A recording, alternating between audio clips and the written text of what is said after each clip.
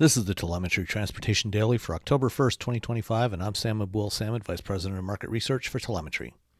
The U.S. federal tax credits for the lease or purchase of electric vehicles have now officially expired.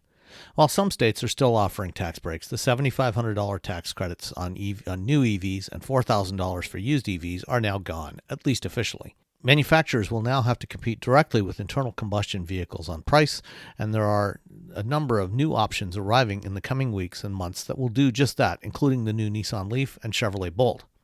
However, for those that want a deal on other EVs, Ford and General Motors have come up with a creative solution.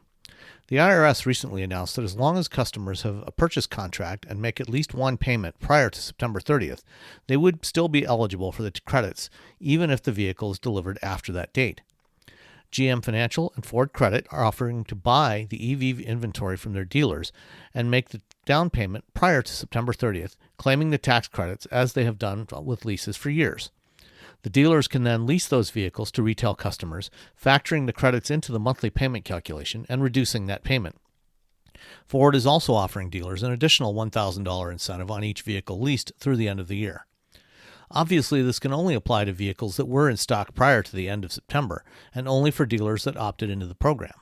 However, at least for GM and Ford, this may provide a softer landing for EV sales in the fourth quarter.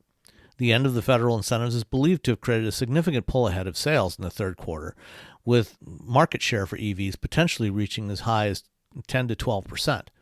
And Q4 sales are expected to trail off considerably, with EV market share probably dropping to about 5% or less this quarter.